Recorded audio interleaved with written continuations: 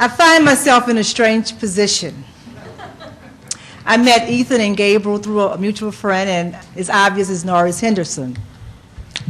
And I was asked to organize and bring together the local elected officials, community organizers, pastors, civil rights organizations, and formerly incarcerated persons to participate and attend this conference, where I was presented with a challenge. The first word I get out of my mouth is, there will be a conference in New Orleans, drug, and everybody said, we don't want to hear anything about drugs. What have you gotten yourself into? You are a Christian and you're talking about legalization of drugs.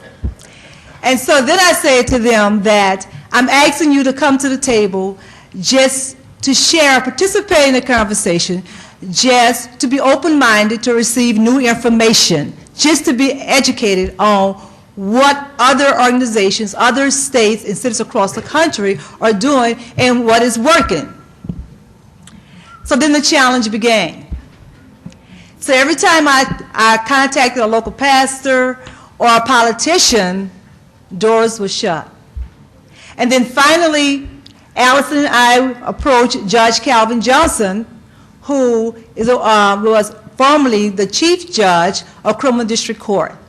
And he said to us, I'm there, but how do we do it? I want to engage in a conversation. I will participate in DPA conference. Bingo.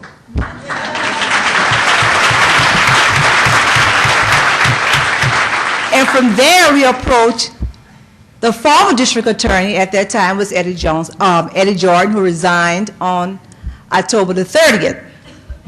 Bingo.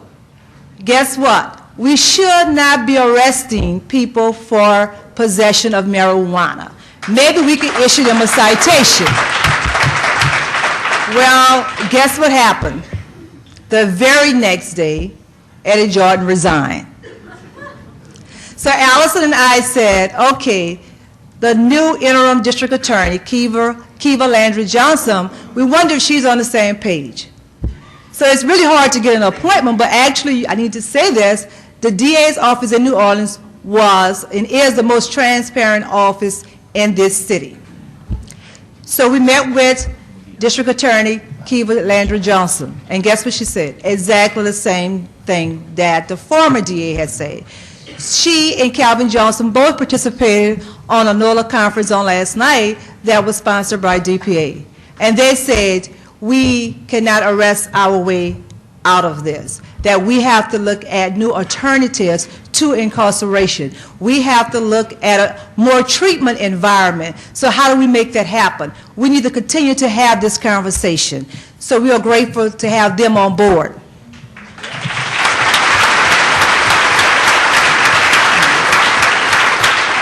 So when I approached the faith-based community, and I said to them, they say, we are Christians. We have to pray our way through this. I said, well, I can contest that my mother has been on her knees praying for my brothers for over 30 years. And so I'm sure if prayers was just the answer, I'm sure my brother would be off of drugs. However, guess what? We have to do prayers and something else. And so they remind me of Reverend Sanders said is that we have to save lives before we could save souls. So I began to echo Reverend Sanders.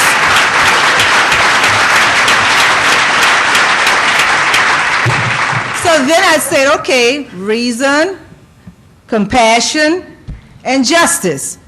That's a reason. Save lives before we could save souls. Compassion is what I felt here for these last 3 days.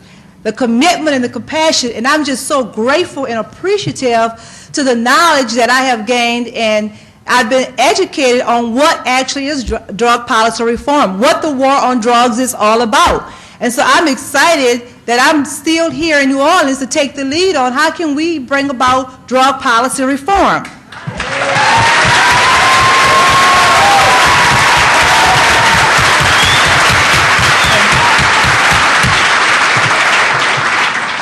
So I said on yesterday, Mayor Sullivan could not make it because he had a problem with his with the flight, correct? But actually, I set him up to talk on 12:30 a black radio talk show.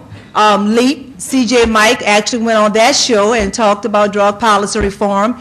Ethan, as well as Gabriel, went on 1230 WBOK to talk about drug policy reform. Guess what happened?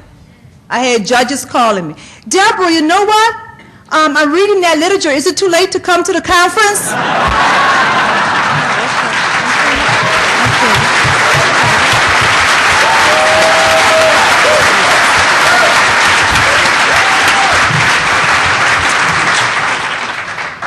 State senator called me and say, I want to get involved. So guess what? I think it's going to happen. And we have a thing here. How many of you all had gumbo since you've been here? So when I think about it, gumbo is just that everybody brings something that was left over and put in a pot and make it with all these different ingredients and make some gumbo. So we're going to have some gumbo legislation. We're going to bring some alternatives to incarceration. We're going to bring some drug policy reform. We're going to bring the politicians. We're going to bring the faith-based community. We're going to bring everybody together. We're going to call it DPA's gumbo in New Orleans style.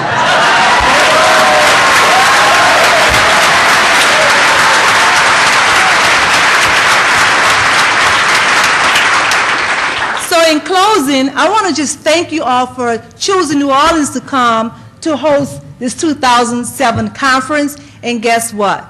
We did have their ears, and we will continue to have their ears. Thank you for spending your monies here, because we need it. Thank you all that participated in the tour of the devastation area, and we love you, and just keep us involved, and we will make a difference here in the Big Easy. Thank you.